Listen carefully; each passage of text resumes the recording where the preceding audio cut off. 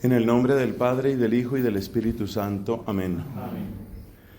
Dios te salve María, llena eres de gracia, el Señor es contigo, bendita eres entre las mujeres, bendito es el fruto de tu vientre, Jesús. Santa María, Madre de Dios, ruega por nosotros pecadores, ahora y en la hora de nuestra muerte. Amén. En el nombre del Padre, y del Hijo, y del Espíritu Santo. Amén. Nuestro curso ha tenido y tiene 3 partes. En una primera parte hemos dado sobre todo presentación bíblica. En una segunda parte hemos abordado temas científicos y filosóficos. Es ahí donde aparecen cuestiones como la inteligencia artificial, la inmortalidad a través del sílice, o también estos temas sobre el alma y la demostración de la inmortalidad del alma. Ojo con ese tema. La inmortalidad del alma no es un deseo, no es una creencia, es algo que se puede argumentar. La argumentación puede ser larga, puede ser difícil, puede ser ardua, pero es una argumentación, no es una expresión de deseos, ni simplemente una creencia. Esa fue la segunda parte, la parte científica, filosófica. Estamos en la tercera parte, hemos tenido un conversatorio en nuestra reunión anterior, y ahora vamos a tomar algunos puntos de esa conversación para avanzar en la sección propiamente teológica. Vamos a hacer concretamente un estudio sobre el tema del infierno que considero de cierta importancia porque para muchas personas es un tema que se omite o tal vez no se le da su lugar. Siempre hay que recordar que en la Biblia la persona que más habla del infierno es Jesucristo. Es un dato que debemos tener presente. Los intentos de quitarle importancia al infierno por asuntos culturales son un recurso exegético que no es aceptable. Porque si cada vez que encontramos un tema que nos molesta o que contradice la forma de pensar actual, vamos a echar mano del argumento cultural, pues finalmente lo que tendremos no es la Biblia, sino un reflejo de nuestro pensamiento. Lo que vamos a hacer es a mutilar y a retorcer la Biblia para que termine afirmando lo que nosotros creemos. Por otro lado, hay que reconocer que con este tema del infierno ha habido todo tipo de exageraciones. Así como en nuestra época parece que hay una exageración que es la negación, así también hay que admitir que en el pasado una exageración fue convertir al infierno como en la principal herramienta de trabajo pastoral. Sobre todo despertando miedo y produciendo, podríamos decir, conversiones forzadas. Ese recurso pastoral ha llevado al ridículo por vía del cinismo. Entonces, el diablo, lo demoníaco, el infierno, el me voy a condenar, se convierten en chistes, se convierten en tópicos, en lugares comunes, que tampoco es, por supuesto, una manera de hacer justicia al texto bíblico. A la vista de todo eso, y mientras pedimos el auxilio de Dios, pues vamos a desarrollar nuestro tema en 3 partes. Una introducción que creo que nos ayuda a situarnos bastante. Luego un cierto desarrollo sobre los temas de libertad y responsabilidad, fue de lo más interesante que tuvimos en nuestra clase pasada. Y luego vamos a presentar algunas respuestas a las principales objeciones. En la introducción vamos a hablar del pecado, de la muerte y de la eternidad. El pecado en sí mismo es una realidad que abarca gran cantidad de textos bíblicos, de estudios patrísticos y sistemáticos. Básicamente, el concepto del pecado lo podemos elaborar a partir de una mirada a nuestra naturaleza humana y con base a una mirada al querer de Dios, a la voluntad de Dios. Podríamos decir que las dos principales miradas al pecado son la mirada que llamaremos filosófica, que es la que atiende a nuestra naturaleza humana, y la mirada teológica, que es la que mira al querer de Dios. Ojo, si uno se queda solo con la mirada teológica, la definición de pecado que va a utilizar es extrínseca e infantil. Es decir, con una mirada puramente teológica, pero sin una base racional, el pecado se convierte en que mi papá dijo que no lo hiciera. Es decir, una prohibición puramente externa, una prohibición que más parece como un desafío a nuestra propia capacidad de iniciativa o a nuestros gustos. Por eso considero tan importante en esta parte del pecado empezar por una definición más bien intrínseca, filosófica, racional. Eso tiene que ver con la naturaleza humana. El concepto de naturaleza humana y por consiguiente de ley natural es indispensable para una definición adecuada del pecado. Curiosamente, las mejores explicaciones sobre este tema las puede sacar uno de las plantas y de los animales, porque eso quita muchos prejuicios que suelen tenerse sobre el tema. Piense usted, por ejemplo, en una hermosa águila. Resulta que usted tiene un águila pequeña, lo que llamamos un aguilucho. Usted tiene una águila pequeña y la mete en una jaula. La jaula tiene 1 metro con 20 centímetros de altura y tiene más o menos unos 2 metros de largo y 2 metros de ancho. Si usted mantiene ese águila todo el tiempo ahí, esa águila jamás podrá volar, nunca podrá volar. Usted ve que tiene los músculos, usted ve que tiene el sistema óseo, usted ve que tiene los tendones, el desarrollo cerebral, unas alas bellísimas, pero jamás podrá volar. Usted se da cuenta de que ha frustrado algo que sería como propio de ese ser. Es decir, pertenece a la naturaleza del águila el poder volar. Y uno siente que hay algo inapropiado ahí, tanto que eso es clasificado como crueldad animal. Si usted toma un perrito pequeño y le venda los ojos y le mantiene los ojos vendados hasta que los ojos se le atrofian y se le inutilizan y queda completamente ciego, usted ha cometido una espantosa crueldad con ese animal. Evidentemente, al interrumpir algo que es propio de su naturaleza, usted ha arruinado algo que le hace bien o que es propio del animal. Eso es contradecir la naturaleza. Por eso incluso algunas personas hablan de crueldad vegetal. Ustedes han oído seguramente de los bonsái. Un bonsái es una manera de obligar a una planta a crecer de un modo deforme, pero que tiene cierto arte, por lo menos para quienes les gusta eso. Entonces la planta es forzada a crecer en tales circunstancias que queda como un árbol diminuto, pero usted lo tiene que forzar. Incluso algunos de esos árboles diminutos dan también frutos diminutos. Para algunas personas eso es arte, para otras personas eso es una crueldad, porque usted está interrumpiendo algo que es propio de la naturaleza. Imaginémonos una persona humana a la que se le alimenta, se le trata con relativo respeto, pero nunca se le habla en ningún idioma. Esa persona no logra desarrollar su capacidad de lenguaje.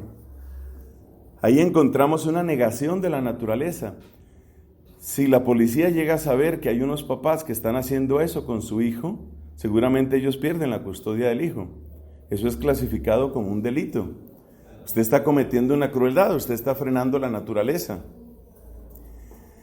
En algunas culturas se han considerado bellas, elegantes o deseables algunas deformaciones del cuerpo humano. Por ejemplo, en algunas dinastías chinas se consideraba que tener los pies muy pequeños y de forma triangular era propio de las grandes princesas.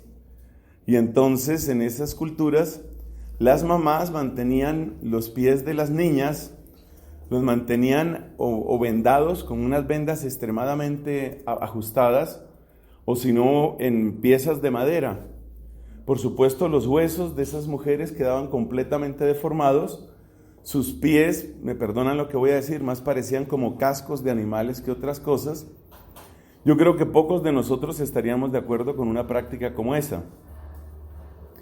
Una práctica a la que hoy se le da mucha importancia, y sin duda la tiene, es esta práctica salvaje de mutilar el clítoris y a veces otra parte de los genitales femeninos para impedir que la mujer tenga esa clase de placer sexual. Cualquier persona civilizada se da cuenta que eso es algo brutal, cruel, abusivo, pero eso se practica. Si uno se pone a analizar, además de la repugnancia y de la indignación que eso produce, si uno se pone a analizar por qué uno rechaza eso, uno se da cuenta que se está cometiendo una agresión porque algo que es propio de la naturaleza, en este caso de la mujer, se está interrumpiendo, se está mutilando.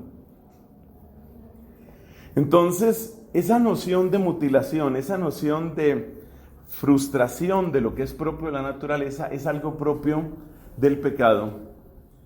Es una dimensión del pecado en la que no se suele enfatizar lo suficiente. Y yo creo que es un gran error porque, repito, cuando solo se presenta el pecado como un dato religioso, inevitablemente se termina presentando al pecado como una simple prohibición extrínseca, que Dios dijo que era malo. Dios dijo que era malo. Y esa manera de presentar el pecado expone a toda la noción del pecado al ridículo y al cinismo. Pues sí, es pecado, pero a mí no me importa, yo lo voy a hacer. En cambio, cuando uno empieza a analizar que el pecado es una contradicción severa, en general es una contradicción severa, la propia naturaleza puede ser más o menos severa, entonces se da cuenta que el pecado realmente conlleva consigo un daño, y esa idea es central. El pecado trae en sí su propio daño. Si el pecado es visto de una manera extrínseca, el castigo también es extrínseco. Si el pecado se descubre como una realidad intrínseca que niega la naturaleza, entonces el castigo del pecado también es intrínseco. El ejemplo que siempre suelo dar a este respecto es el de la persona que arruina su cuerpo por algún tipo de exceso. Pensemos en la persona a la que le gusta muchísimo el licor. Pero resulta que el cuerpo humano no está hecho para procesar grandes cantidades, espantosas y repetidas cantidades de alcohol etílico. Esto implica que la persona que insiste en emborracharse y en volverse a emborrachar y en seguirse emborrachando, está arruinando su cuerpo. Es decir, el pecado conlleva en sí la semilla de su consecuencia, de su castigo. El castigo no es extrínseco al pecado. Escriba eso en alguna parte porque eso es fundamental para entender todo este tema. El castigo no es extrínseco al pecado, sino que el pecado lo trae en sí mismo. Y uno se da cuenta de que eso es así porque el pecado contradice la naturaleza. Por ejemplo, los mejores años para aprender, eso lo sabe todo el mundo, son los años de la juventud. Usted contradice su naturaleza cuando usted desperdicia su juventud en la que podría aprender muchísimas cosas. Si usted no utiliza esos mejores años para aprender lo que puede aprender, usted está haciéndose un daño. Entonces los mejores años, sobre todo para lo que tiene que ver con conexiones cerebrales llamadas sinapsis, los mejores años son los años de la juventud. La mejor época para aprender idiomas es la juventud.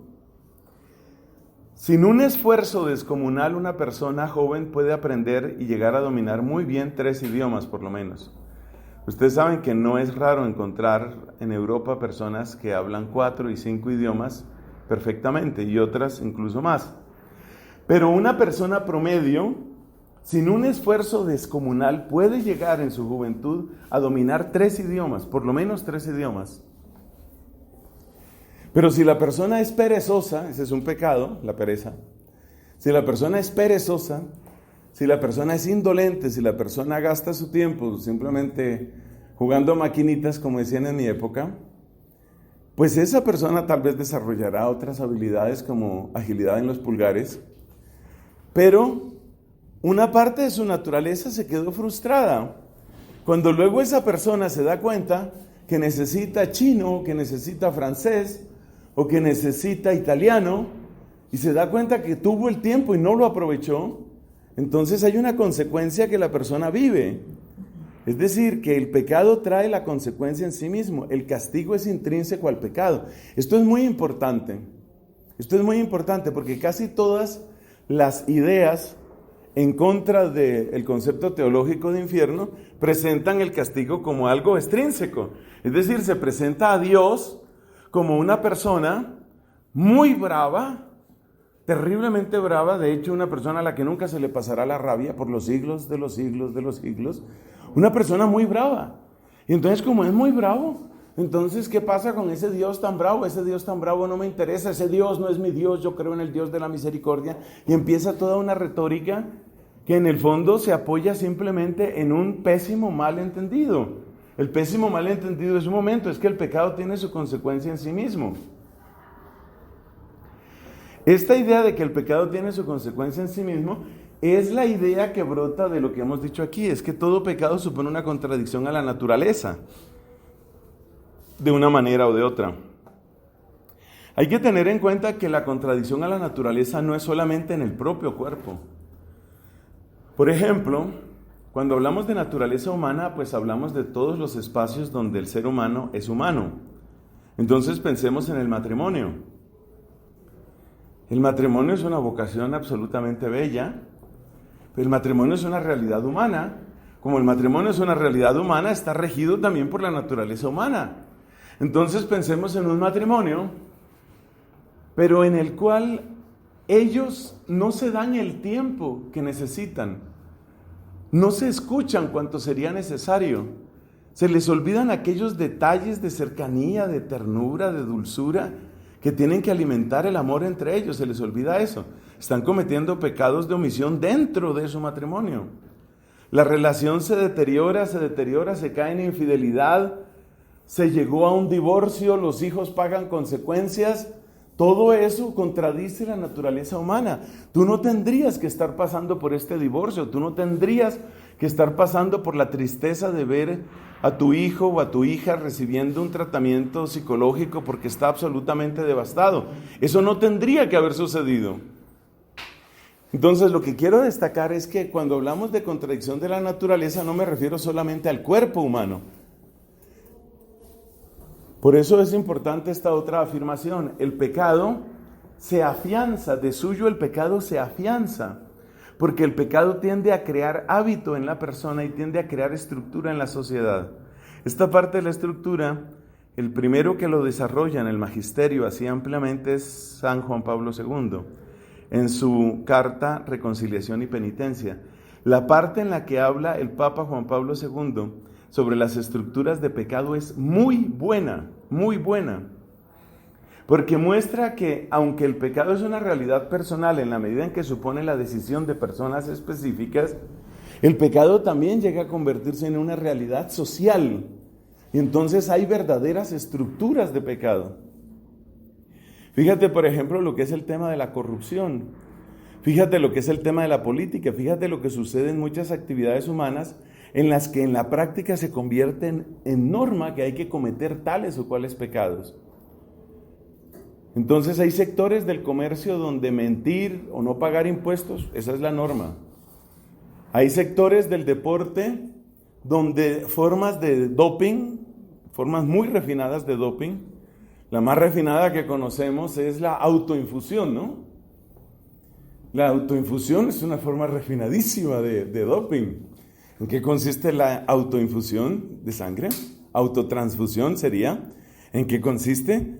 Consiste en que, supongamos que usted tiene que correr Y ya sabemos que estas carreras se ganan o se pierden por a veces décimas, centésimas de segundo. O sea que cualquier pequeña ventaja puede significar oro, plata, bronce o nada.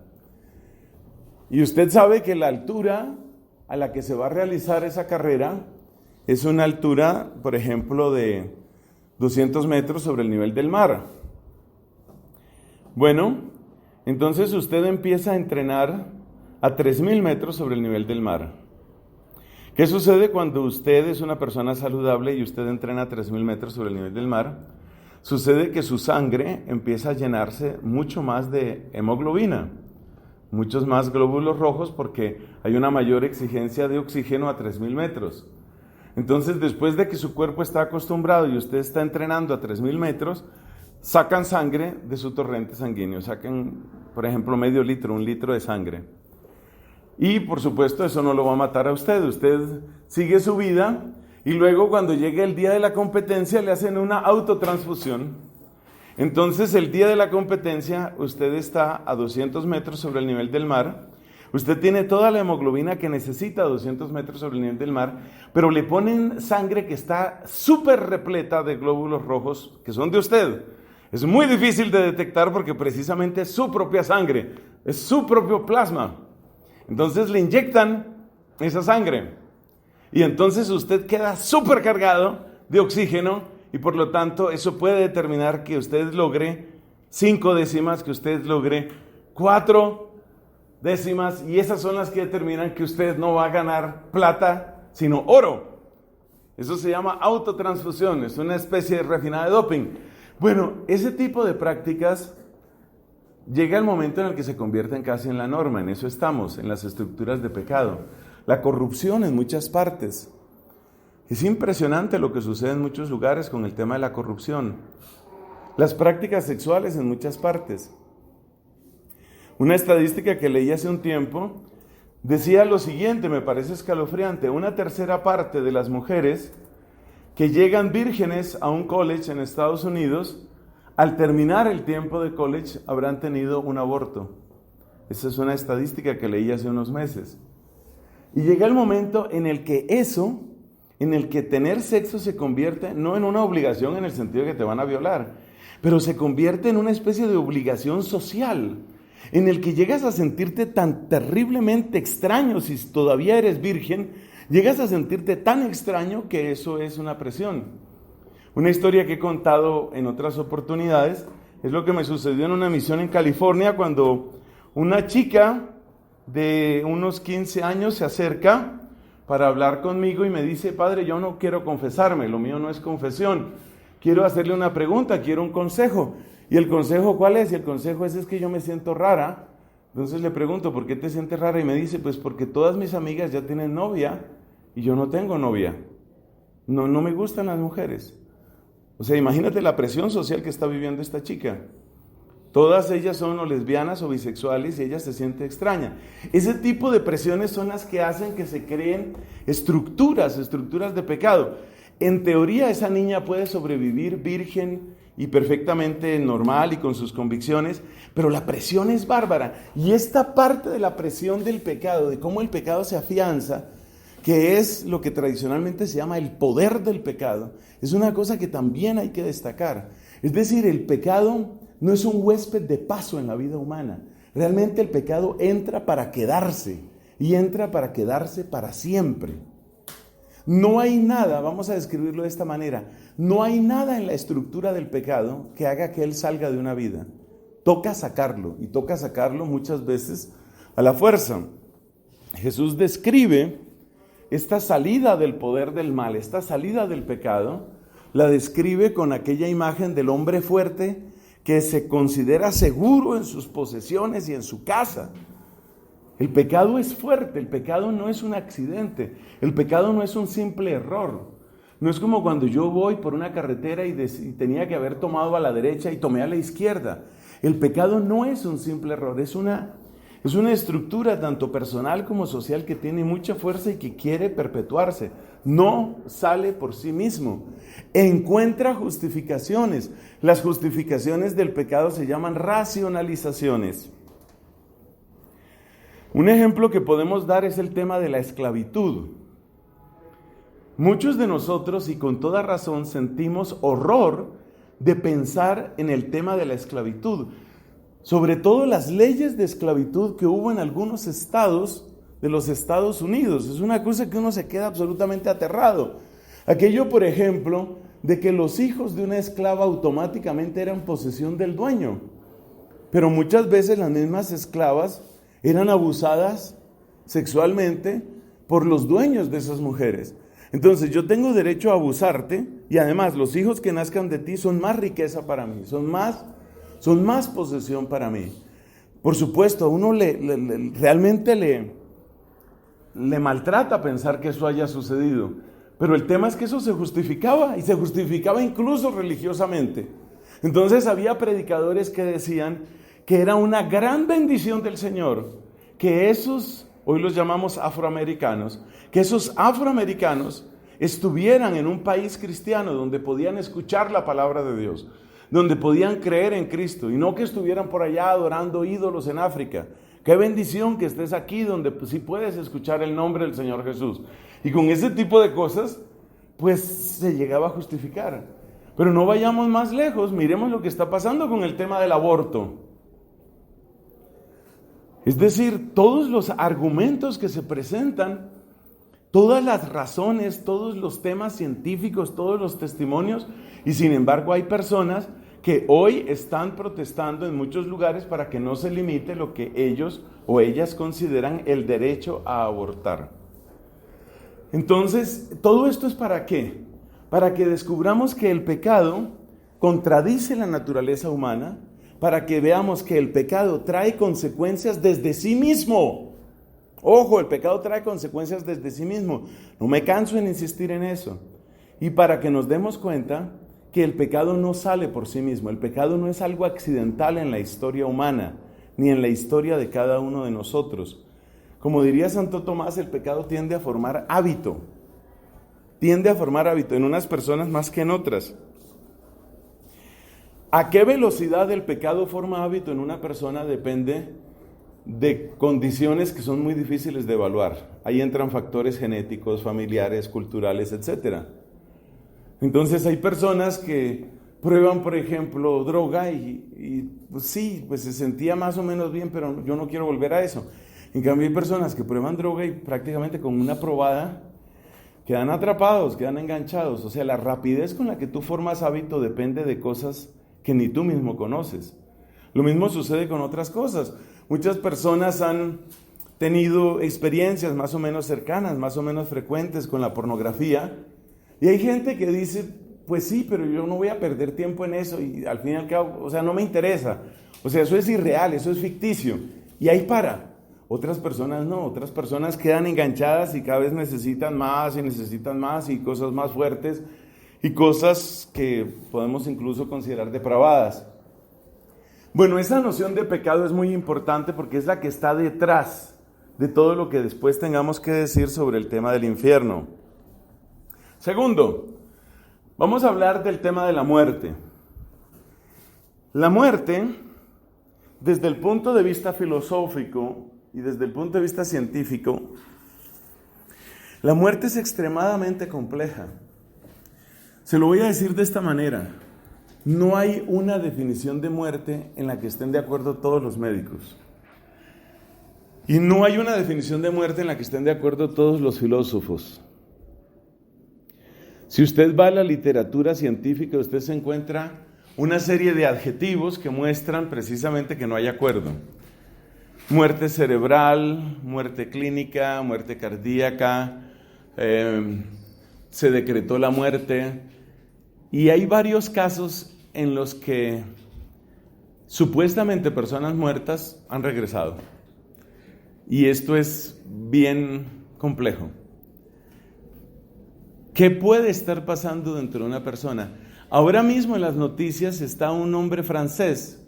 Él se llama Vincent o Vincent, me imagino que se pronuncia Vincent Lambert. Si no ha visto noticias, mire las noticias sobre este hombre. Este hombre parece completamente inconsciente desde un cierto punto de vista. Y un tribunal francés dijo que mantener con vida ese cuerpo era encarnizamiento terapéutico, es decir, ya ahí no está nadie, ya ahí se murió, el que estaba se murió. En la práctica lo que se está diciendo es eso, el que estaba se murió. Vincent Lambert se llama él, Vincent Lambert. Y entonces dijeron, desconéctenlo, ya no hay que darle más alimento, ya no hay que darle más hidratación. De estos casos ha habido varios que han salido con bastante fuerza en las noticias. Pero luego entran unas dudas de otros científicos y estos otros han servido de apoyo a un grupo de abogados que han apelado ante un tribunal más alto y finalmente el tribunal de París dijo, no, espere, mejor vuélvanlo a hidratar y vuélvanle a dar alimento. Alimento pues obviamente intravenoso. Es algo muy misterioso, Usualmente se habla de que hay muerte, a pesar de que se pueda sostener la respiración y la circulación, se habla de que hay muerte cuando lo que llamamos el tallo cerebral no registra ningún tipo de actividad. El tallo cerebral, entre otras cosas, es responsable del impulso eléctrico que mantiene la respiración. El corazón tiene una autoestimulación eléctrica, los pulmones no. Los pulmones humanos requieren de un impulso eléctrico que viene del cerebro. Resulta que cuando hay una muerte completa del tallo cerebral, ese impulso ya no existe.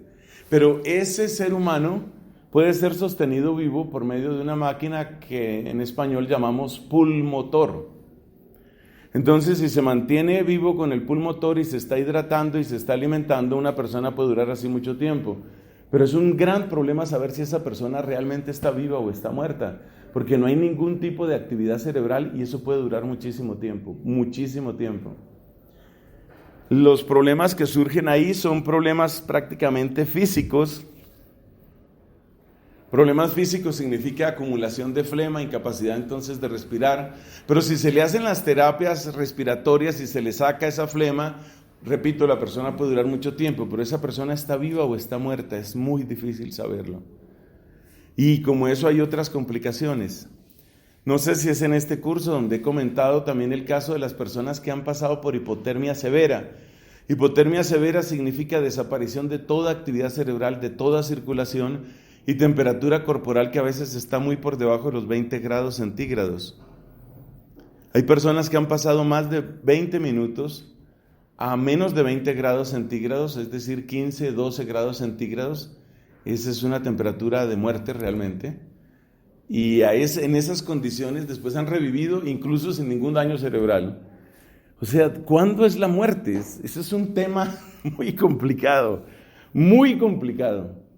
Y esto trae una cantidad de dilemas éticos muy grandes. Porque, por ejemplo, algunos médicos dicen abiertamente que la mejor manera, el mejor uso de los órganos de una persona se da en circunstancias como las que hemos descrito. Es decir, tallo cerebral completamente muerto, pulmotor, circulación sanguínea. La mejor córnea se obtiene así. Los mejores riñones se obtienen así. El mejor hígado se obtiene así. Realmente hay bastantes partes del cuerpo humano que se pueden aprovechar, muchas. Entonces póngase a pensar los problemas éticos. No vamos a entrar en eso en este momento. Una vez dimos un curso sobre problemas bioéticos actuales y mencionábamos esto. Pero póngase a pensar lo que esto significa. Piense usted el caso, Dios no lo permita, no es algo que uno desea de ninguna manera, que un pariente suyo, digamos un hermano suyo, tuvo un accidente y queda en esta condición.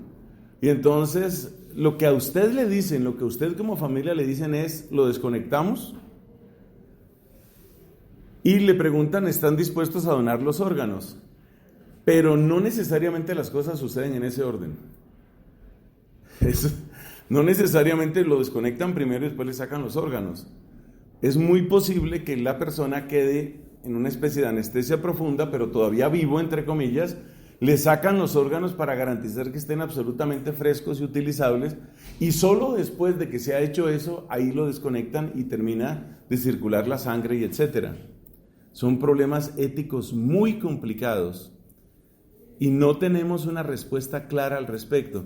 La posición oficial de la Iglesia es que hay que distinguir entre lo que es eutanasia y lo que es encarnizamiento terapéutico, pero quiero que sepan, para los interesados en el tema, que es muy difícil discernir eso y que historias contemporáneas como la de Vincent Lambert muestran que eso es así.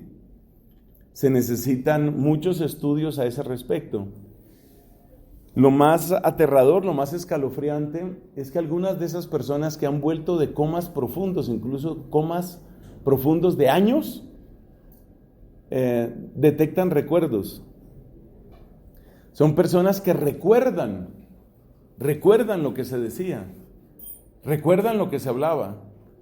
O sea, usted imagínese esa circunstancia. Supuestamente usted está muerto, pero usted está escuchando, y usted está escuchando más o menos qué parte le van a sacar del hígado, del riñón o de lo que sea. O sea, van a empezar a desarmarme.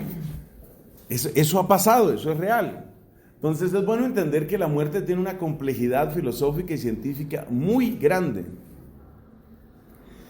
Parece que la definición de muerte con la que uno puede quedarse en términos de teología, por eso lo tenemos aquí, la muerte supone entonces la muerte, lo que se llama la mera muerte, es el arribo a la eternidad. Y entendemos por arribo a la eternidad la cesación de toda secuencia temporal en las operaciones propias de ese ser humano. La cesación de todo tiempo. Pero a su vez esto trae otros problemas. Resulta que distinguimos muy bien entre lo que es tiempo objetivo y lo que es tiempo subjetivo. En teoría, el tiempo objetivo es lo que miden los relojes.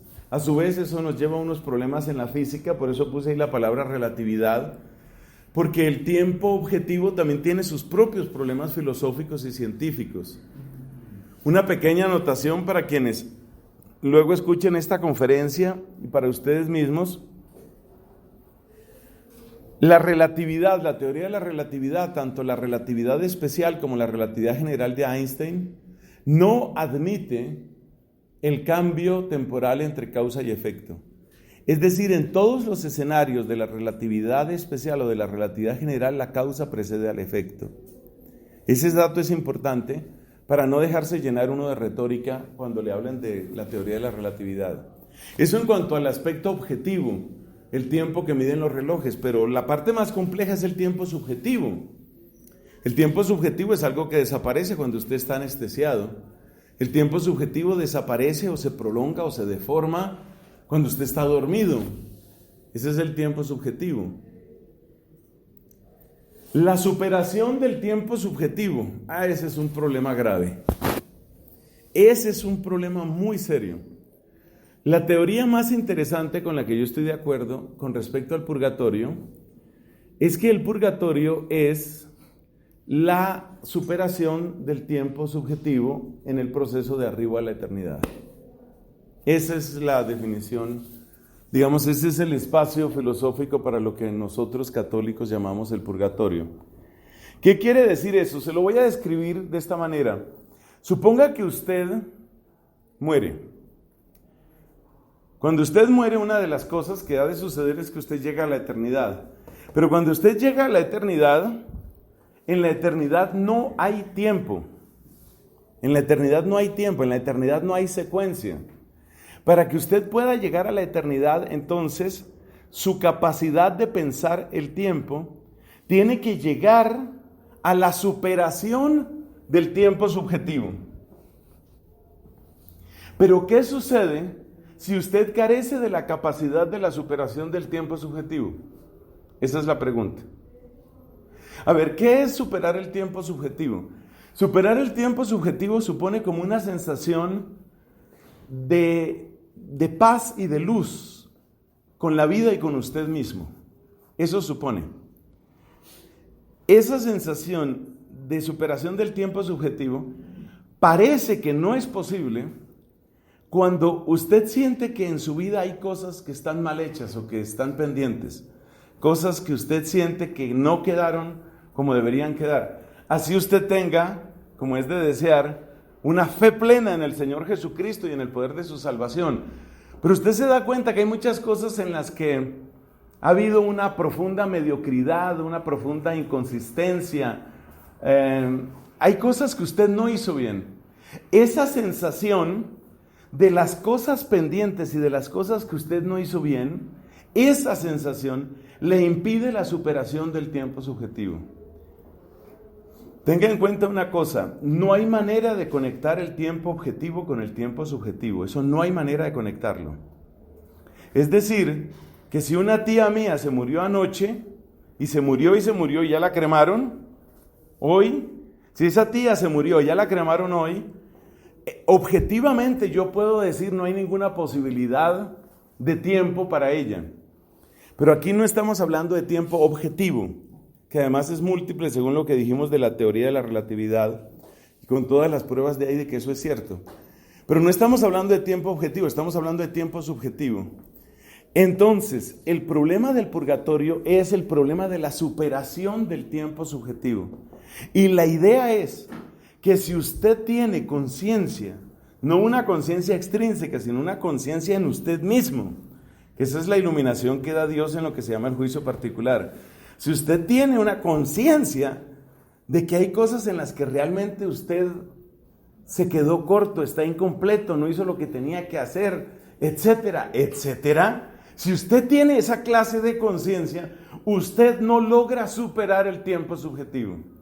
Es decir, objetivamente es posible que ya lo hayan enterrado o todo lo que sea, sí, pero no hay manera de conectar tiempo objetivo y tiempo subjetivo.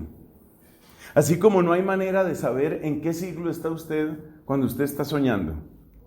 Si usted se duerme, espero que no en esta clase, si usted se duerme y usted está en el siglo XV y usted está viajando en una carabela en el siglo XV y es otoño, yo no tengo manera de conectar con su tiempo, ni usted tiene manera de conectar con el mío.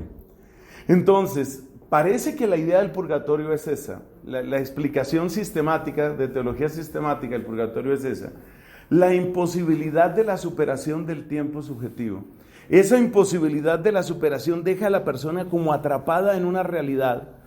Y ese estar atrapado ahí es como el saber profundamente del amor que Dios me tiene, de que soy salvo en su nombre, tengo plena conciencia de que Él me ama y que sus méritos son infinitos, pero a la vez me siento amarrado a ese tiempo que llevo por dentro. Eso es lo que nosotros entendemos, eso es lo que nosotros podríamos llamar el purgatorio.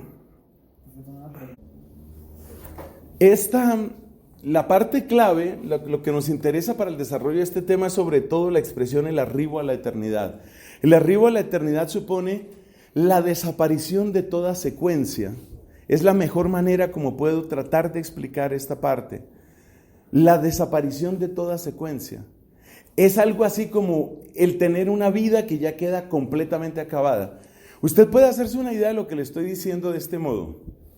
Piense usted en una obra literaria que usted haya leído, algo que le haya gustado. Un personaje determinado. Entonces, por decir algo, en la literatura colombiana es famosa la obra María, de un señor llamado Jorge Isaacs. Entonces, usted lee esa obra y cuando usted termina de leer la obra, usted tiene una idea sobre los personajes. Esos personajes principales pues se llamaban Efraín y María. Entonces usted tiene una idea sobre Efraín. Esa idea que usted tiene sobre Efraín no es el Efraín de la última página, ni es el Efraín de la primera página. La idea que usted tiene es una idea cuatridimensional. O sea, usted tiene, por supuesto, la idea tridimensional de una persona que tiene su cuerpo, pero además usted tiene todo el recorrido. Usted puede mirar toda la vida de esa persona como con un solo golpe de vista. Eso es la eternidad en lo que aquí respecta. Entonces, la muerte, desde este punto de vista teológico, terminado el purgatorio, la muerte supone esa clase de mirada, supone esa especie de desaparición de toda secuencia. Podríamos decir que cuando usted termina de leer la última página de la obra María, ya Efraín quedó como quedó. Ya no hay más páginas. Lo que usted sabe de Efraín, eso es Efraín. Eso es exactamente lo que sucede con la muerte. Lo que usted sabe, tengo que decir mi nombre, lo que usted sabe de Nelson, lo que Nelson sabe de Nelson, ya quedó. Ya no hay más que agregar. No hay más disculpas que pedir, no hay más justificaciones, no hay más explicaciones, no hay más actos de meritorios o demeritorios. Ahí está todo lo que es la verdad de esa persona. Por eso el arribo a la eternidad supone la llegada a la verdad final sobre usted. Eso es lo que trae la muerte. La muerte, le sugiero que tome nota de esa frase, la muerte supone el arribo a la verdad final sobre usted. Así como cuando yo paso la última página de María, de la obra María, ya Efraín quedó como quedó, ya María quedó como quedó, o cualquier otra obra, obviamente. Ya no le voy a agregar más páginas, ya no voy a decir más cosas sobre Efraín, que le faltó valor, que le faltó estrategia, que le sobró ternura. Ya no hay más que decir, ya quedó como quedó. Esa es la idea fundamental sobre la muerte. Eternidad. Hay que tener en cuenta que de la eternidad nosotros solamente podemos tener un concepto.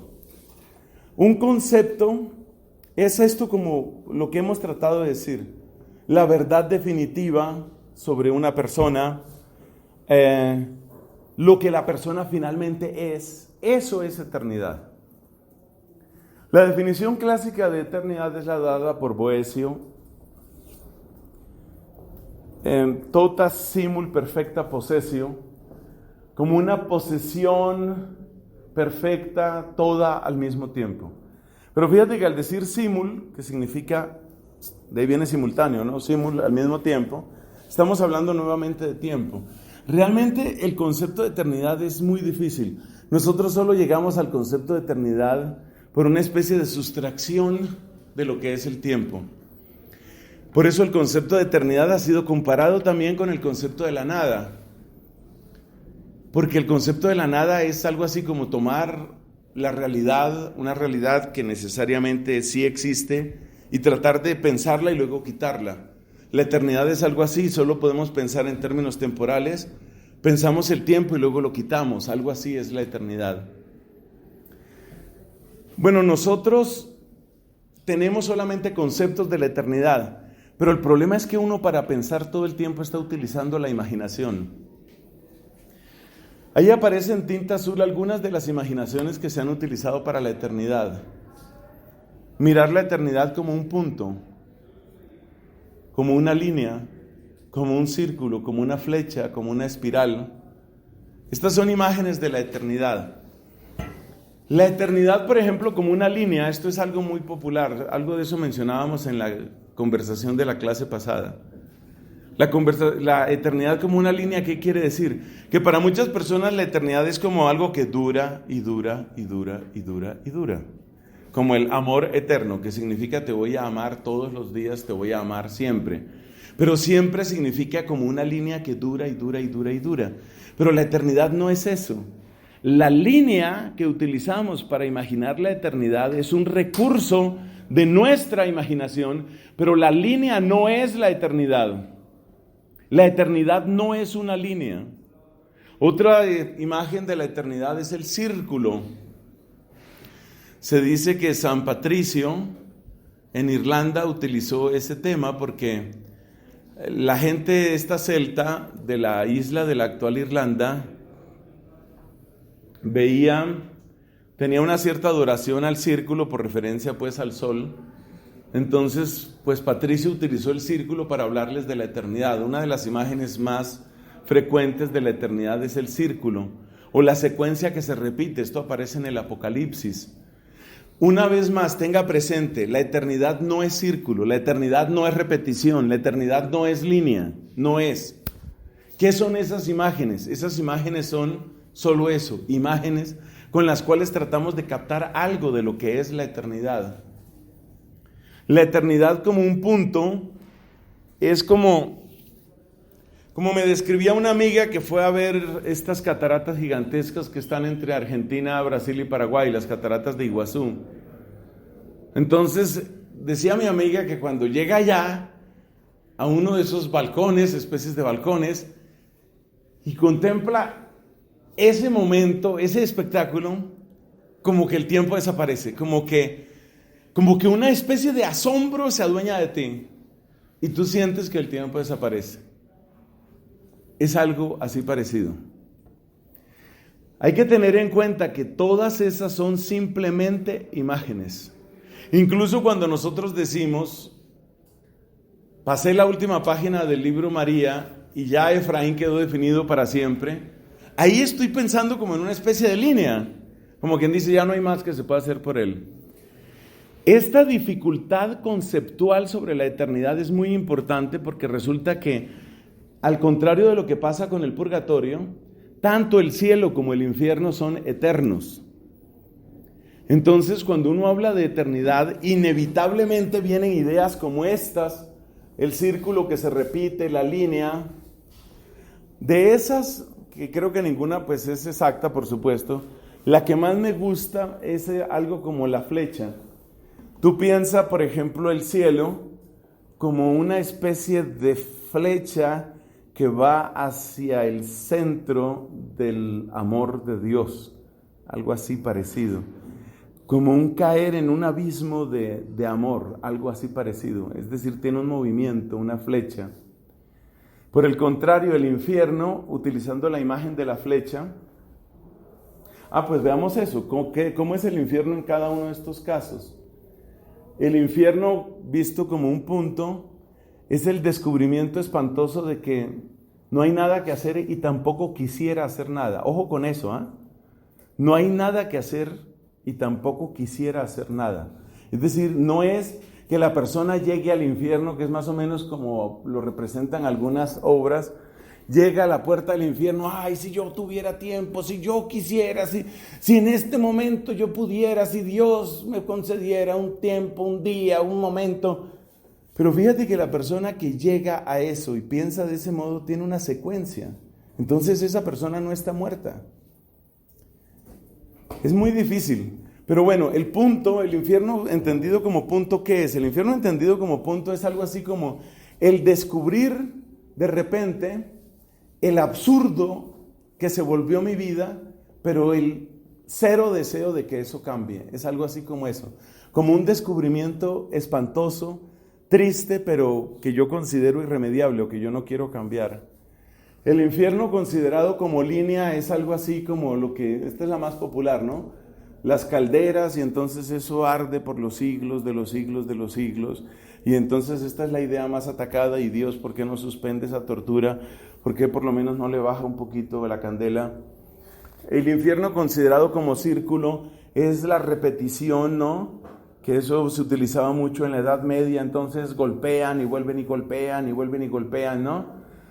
También entre los antiguos griegos había ideas parecidas sobre el infierno, sobre una especie de infierno. Acuérdate el mito de Sísifo, ¿no? Aquel hombre que tenía que subir una piedra, subir una piedra, pero cuando llegaba a la meta, a la cima, otra vez se rodaba la piedra y otra vez tenía que volver a empezar. Ese es el círculo, ¿no?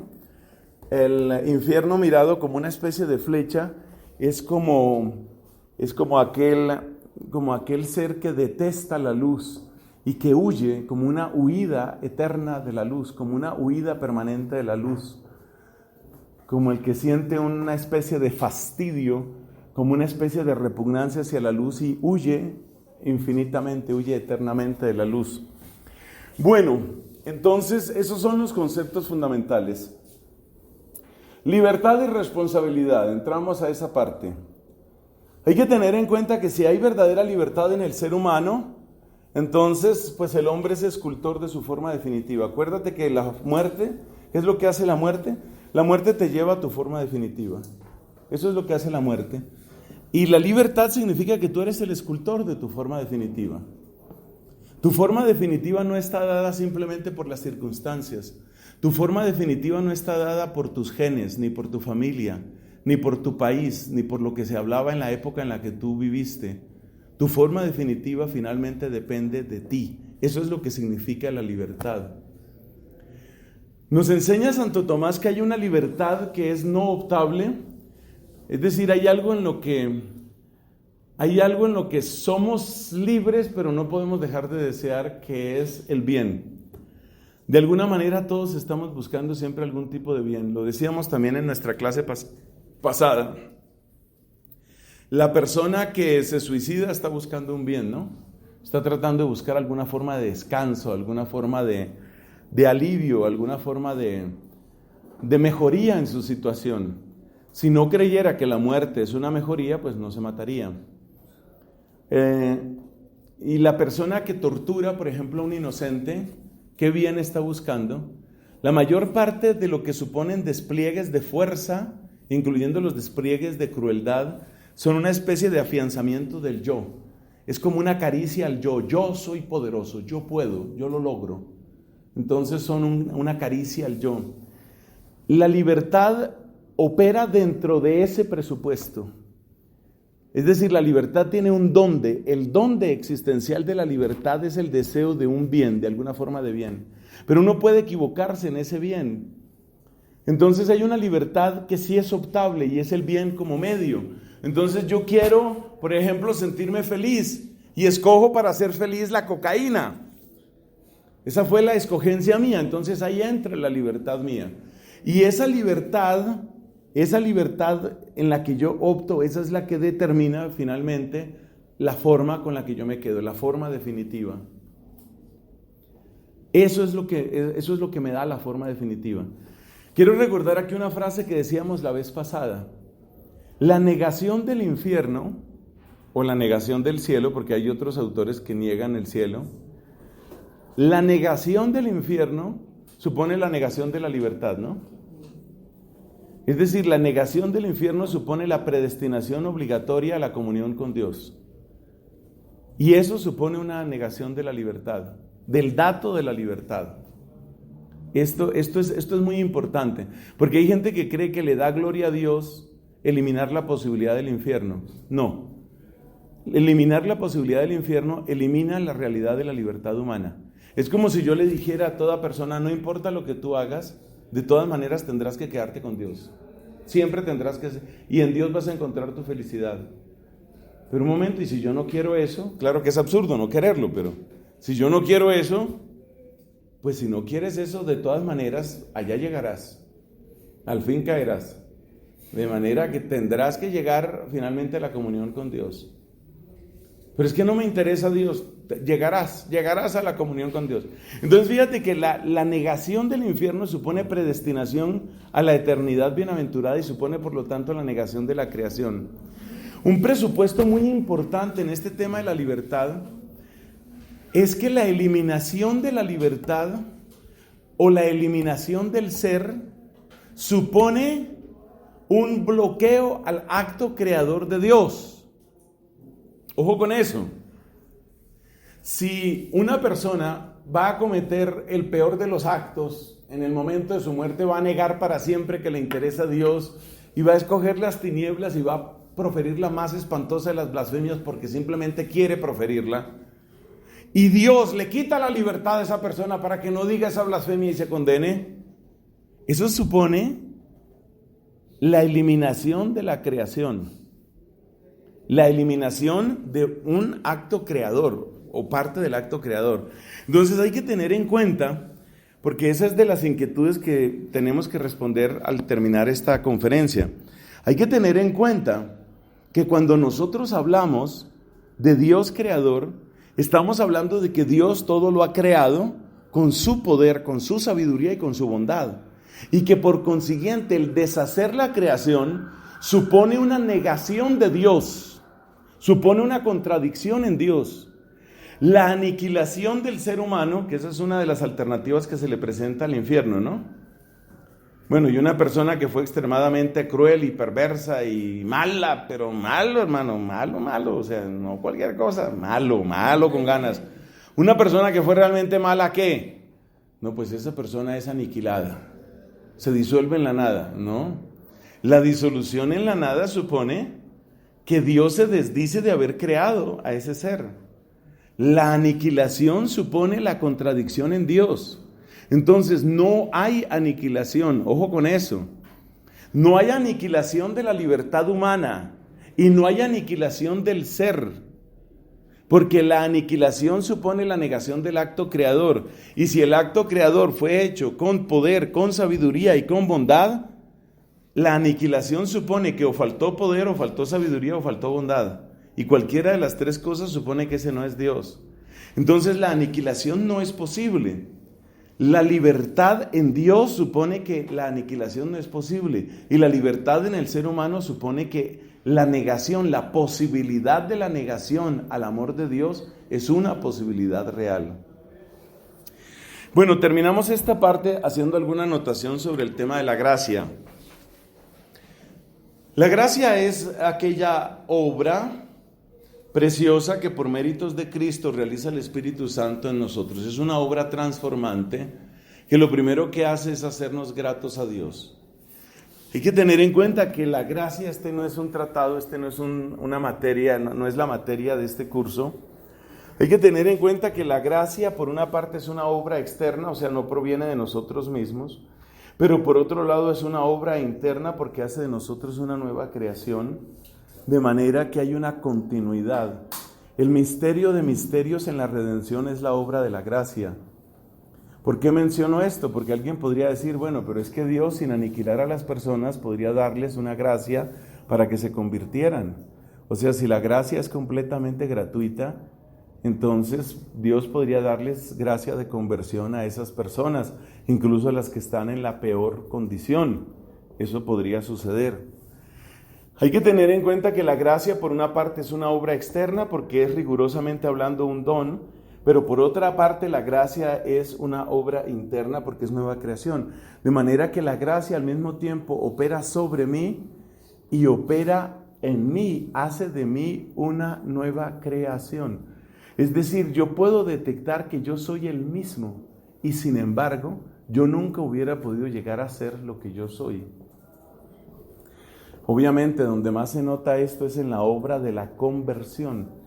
Piense usted lo que sucede en la obra de una conversión, sobre todo cuando la persona era rabiosamente opuesta al Evangelio o a Cristo, como en el caso de San Pablo. Esa persona estaba opuesta a Dios.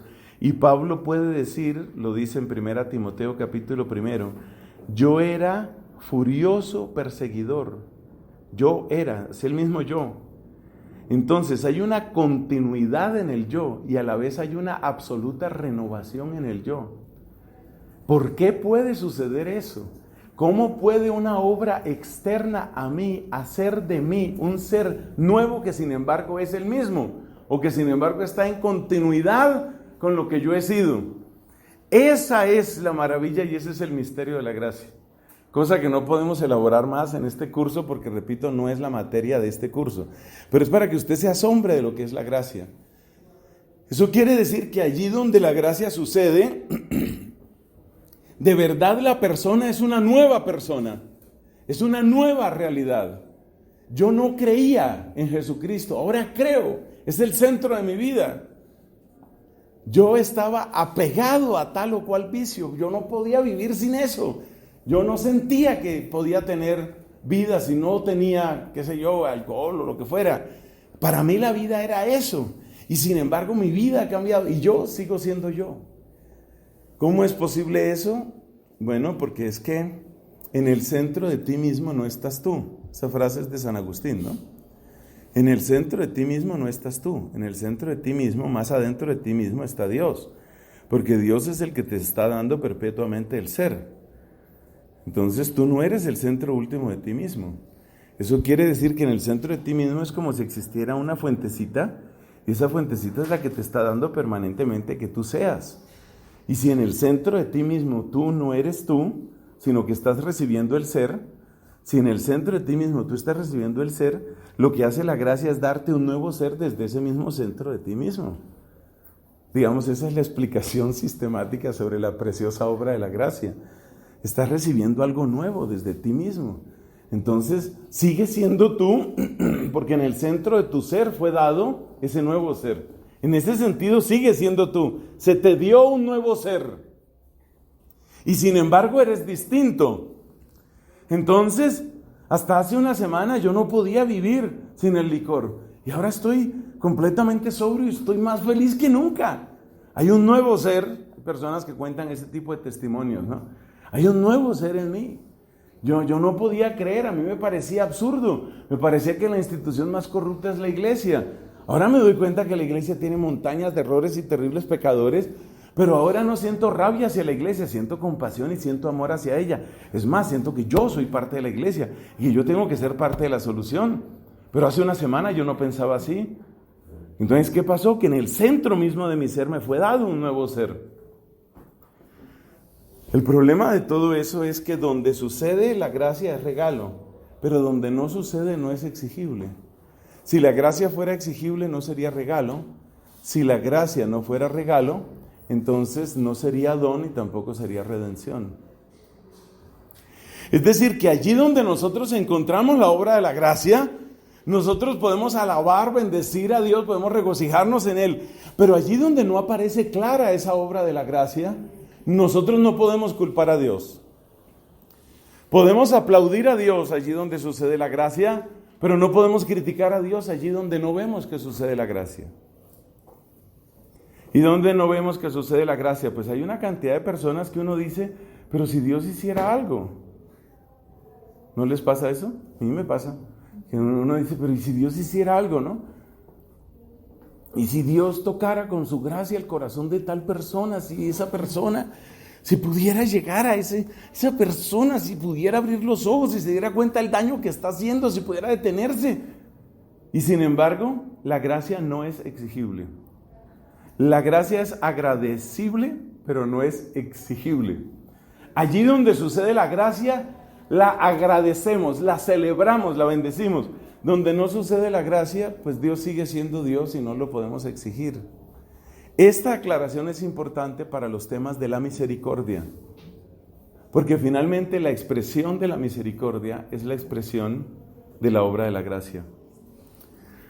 Bueno, entonces terminamos con las respuestas a algunas objeciones sobre este tema del infierno, con lo cual dejamos despejado también mucho del camino para hablar de temas más amables y bellos como es el cielo. Pero usted se va a dar cuenta que la imaginación humana funciona más para el infierno que para el cielo. Ese es un problema que tenemos los seres humanos. Entonces, sobre la eternidad del infierno, ¿por qué el infierno es eterno? Hermano, probablemente usted está funcionando con esta imagen de la línea, ¿no? Los siglos de los siglos de los siglos, los años de los años, y siempre cocinándose en aceite hirviendo. Entonces, mira, es que la eternidad no es una línea, la eternidad no es duración, la eternidad es la condición definitiva que cada persona ha escogido. Esa es la eternidad. Entonces, puesto que no hay secuencia, pues tampoco hay cambio en la eternidad. Una manera de describir esa eternidad que no cambia, una manera de describirlo es, se necesitaría un cambio en el acto voluntario. Esa es la razón por la que los ángeles tampoco tienen conversión. Los ángeles no tienen conversión porque los ángeles no tienen tiempo. Entonces los ángeles que han dicho sí a Dios, han dicho un sí perfecto, pleno y consciente para toda la eternidad. Los ángeles que han dicho no a Dios han dicho un no completo, perfecto, en sí mismo, es decir, no se puede esperar nada más de Él para toda la eternidad. Entonces, que el infierno sea eterno, lo que quiere decir es simplemente que esa es la forma definitiva que cada persona ha escogido. Eso es lo único que quiere decir. Esa es la forma que esa persona ha escogido. Con respecto a la misericordia divina, mire, es que la existencia del infierno no es un defecto de la misericordia divina. Enseña la Iglesia Católica que Dios a cada persona le da una y muchas oportunidades de su gracia. Es decir, que no hay una persona que no reciba a lo largo de su vida una y muchas oportunidades de este regalo del amor de Dios.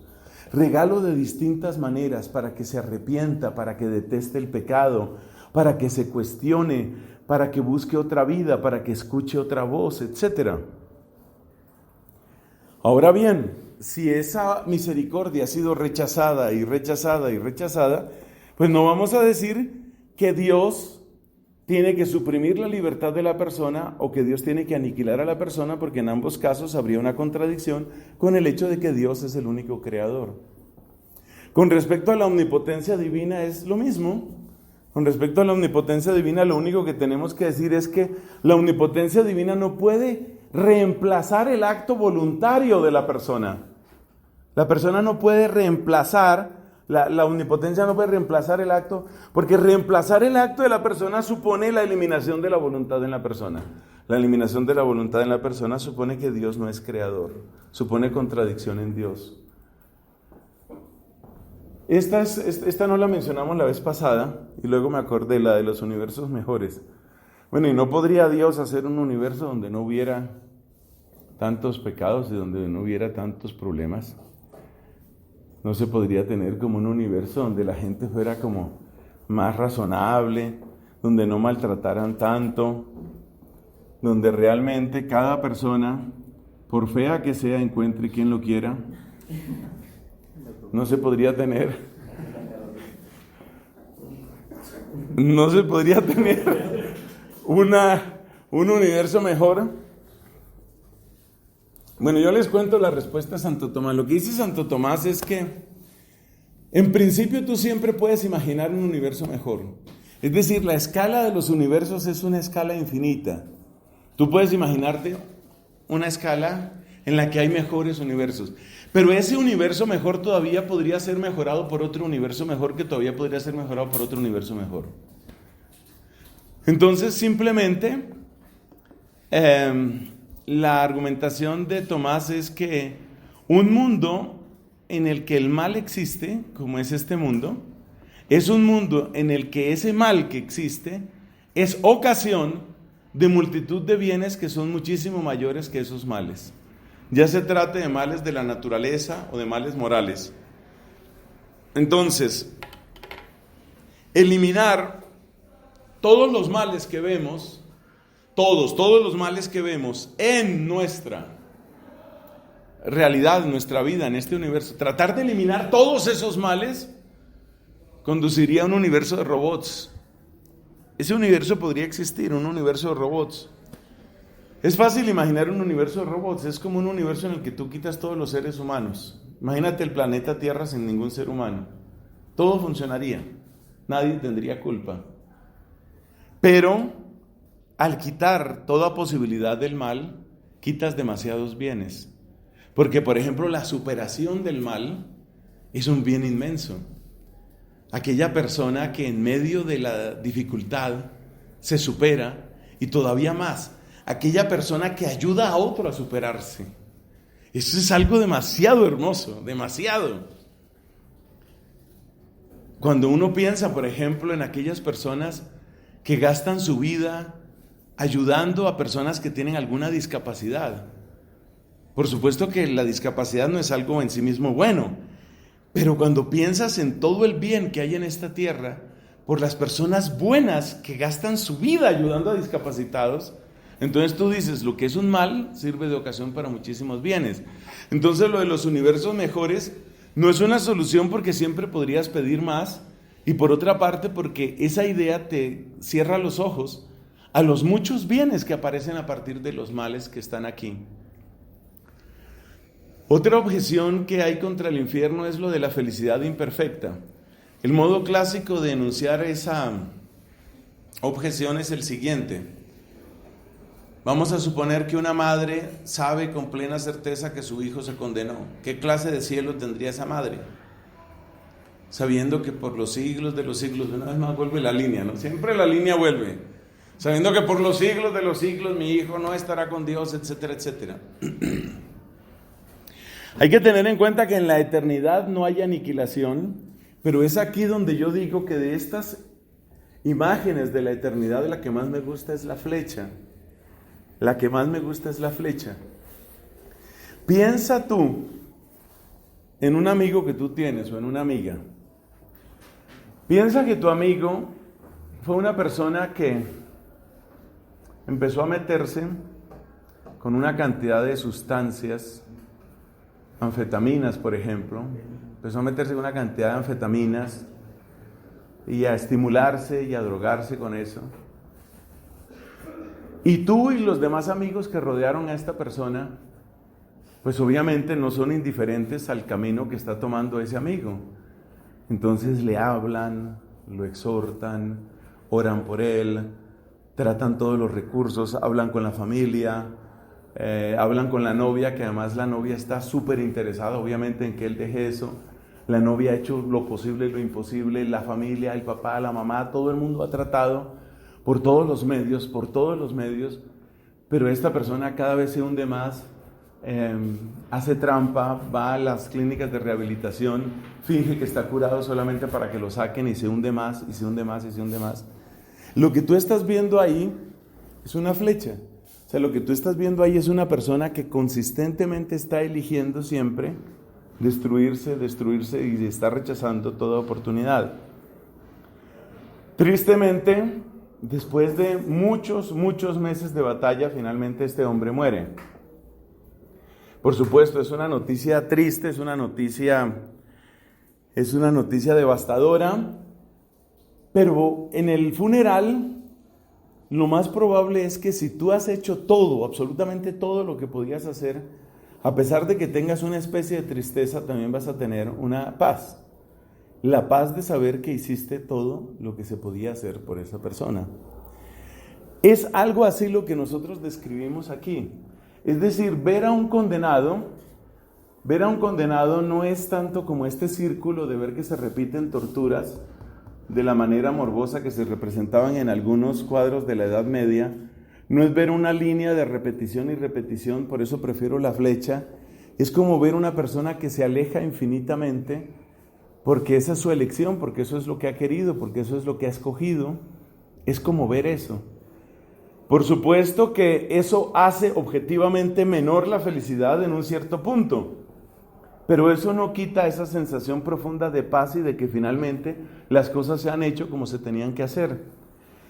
Yo me acuerdo una entrevista muy parecida a la historia que les cuento a este amigo, una entrevista a unos papás, ellos eran de Australia, o son de Australia, contando la situación de una hija que se suicidó, una hija que era muy depresiva.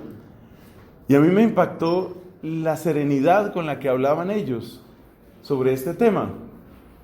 Realmente ellos llevaban más de 12 años luchando por buscar todos los caminos para que esta hija pudiera tener pues paz y pudiera mirar su vida de otra manera y etcétera. No sabemos, no es exactamente lo mismo que condenarse, y no estamos sugiriendo que esta niña se haya condenado, no es lo que estamos diciendo, sino es solamente una analogía para decir que en medio de todo, aunque la felicidad, por supuesto que queda, que es imperfecta, de algún modo es imperfecta, también hay una paz profunda, una paz que no riñe con los otros bienes que Dios ha dado. Porque, por ejemplo, a estos papás les preguntaban pues por su propia vida, y ellos decían, por supuesto que nos duele lo de la hija, pero nosotros sabemos de todos modos que tenemos otros hijos y que tenemos una vida. Es decir, sigue habiendo un bien, es lo que quiero destacar aquí, sigue habiendo un bien que hay que cuidar, que es lo mismo que sienten todos los papás que han perdido hijos, lo sienten antes o después. Entonces, lo de la felicidad imperfecta, que en realidad es una imagen, creo que se responde por medio de esa imagen de la flecha. Bueno, resumiendo y concluyendo, la afirmación de la existencia del infierno no riñe ni con la misericordia ni con la omnipotencia divina, y más bien sí se convierte en un llamado profundo a esas palabras que están en la mitad de nuestro tablero, a la libertad y a la responsabilidad. Hablar de un infierno y hablar de un cielo es hablar con infinito respeto de la dignidad humana, y especialmente de la dignidad que tienen su libertad y su responsabilidad. Y por supuesto eso nos atañe también a nosotros. Gloria al Padre, al Hijo y al Espíritu Santo.